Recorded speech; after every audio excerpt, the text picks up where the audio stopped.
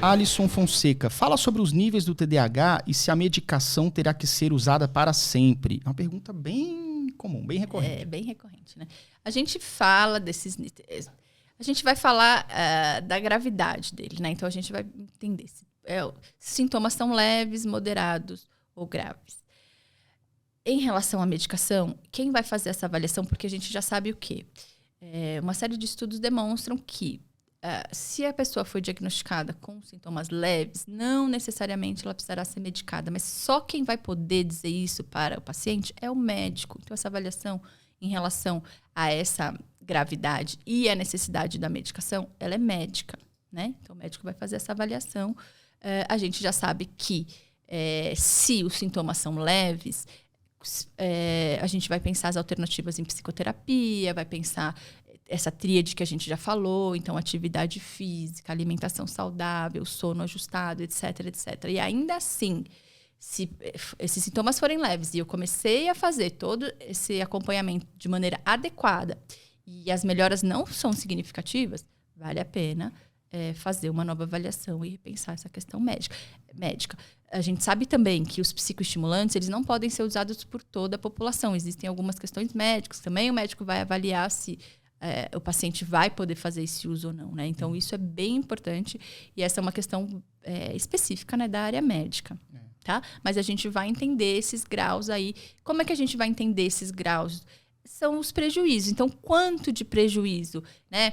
Eu tenho uma desatenção, mas essa desatenção não está impedindo de eu me desenvolver no estudo, no meu trabalho, né? Ele me causa alguns prejuízos mais pontuais, tá? Então, vamos tentar ajustar, pensando na rotina, pensando em algumas estratégias, e aí a gente avalia como é que vai se sair, se de fato não tem essa necessidade. Se a gente, ajustando tudo isso, né? Percebe que os prejuízos ainda são importantes, retoma com o médico, conversa. Não abandona o tratamento. Não abandona o tratamento. A questão da medicação por toda a vida também é uma questão que tem que ser sendo avaliada, né? Então, se com a medicação, com o ajuste da medicação e com um tempo importante aí de psicoterapia, de ajuste aí da vida, de qualidade de vida, rotina, esses pilares que eu já falei, a pessoa aprendeu e conseguiu manter, o médico também vai avaliar se é o momento de retirar ou não a medicação, né? Então, essa questão da medicação, a gente escuta... vai ter um pouco de divergência em relação a isso, mas a gente vai ter que ter esse cuidado, principalmente, se possível, gente, que é o acompanhamento multiprofissional. Então, hoje a gente tem o WhatsApp, facilita muito a nossa vida, assim, porque as agendas são difíceis, você vai lá e coloca, né, o psiquiatra manda, como é que tá? Eu vou lá, vou escrever a hora que eu puder, faço o texto e a gente consegue. Então, assim, facilitou essa conversa entre a equipe multi, né? Então, isso é possível, isso é importante. Então, isso vai ter que ir sendo reavaliado aí ao longo do processo, porque também a gente sabe que tem uma questão importante que são as comorbidades. Então, a gente vai ter o TDAH e aí é muito comum que a gente tenha outras comorbidades associadas. Então, tudo isso tem que ser levado em consideração, né? Então, essa é uma avaliação muito individual. Vai depender bastante de quanto esse tratamento foi precoce, né? De quão adequado foi pensado aí essa carreira, talvez, dessa pessoa. Então, todos esses ajustes na infância e na adolescência, eles vão melhorar o nosso prognóstico. Muito e muito, né? Sim. E muitas vezes as pessoas têm dúvida, seja pais com filhos TDAH, ou mesmo adulto que se descobriu adulto TDAH, vai no primeiro médico, tenta o primeiro tratamento, por um acaso não está dando o resultado esperado, é uma expectativa, a pessoa tem uma frustração e às vezes até uma desistência. Lara, você acredita que é comum o primeiro tratamento, eles têm que sofrer uns ajustes até dar certo? Né? É muito comum. É muito comum. Até porque, qual é a sua expectativa? E qual que é a minha expectativa? Né? Então, verdade. Isso também é importante. Se é a criança, a mãe está desesperada para não receber mais reclamação da escola. Né? Então, assim, como é que você está conseguindo avaliar? As reclamações continuam, então, por isso o tratamento não está dando certo. Então, assim, isso tem que ter um ajuste. Por isso que a psicoeducação é tão importante. E aí, quando eles me perguntam, eu falo, gente, pergunta tudo para o seu médico. Não sai com dúvida de nada. Nada, porque assim... E nenhuma pergunta é boba, né? Então, tem que perguntar tudo.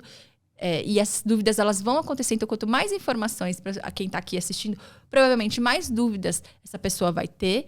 E isso é importante. Então, vai buscar, conversa com o seu profissional, volta. Tratamento, a gente reajusta o tempo todo. Né? Então, a medicação menos, mas, por exemplo, em psicoterapia, o tempo todo a gente pensou uma estratégia, vamos lá, essa semana, não deu certo, a gente reajusta. E depois não deu certo de novo, né? Eu falo muito com os pacientes. Pensamos a estratégia. Um dia conseguiu, 2 não conseguiu, só retoma. A gente só retoma. Então, a gente tem que... Eu sei que é difícil, tem um desgaste, tem uma expectativa que às vezes é frustrada, porque as reações também não vão ser a mesma. Algumas pessoas vão dizer assim, Lara, eu tomei a medicação, minha vida mudou. E outras não vão sentir essa mesma diferença. Então, assim, a gente vai ter que entender essas individualidades.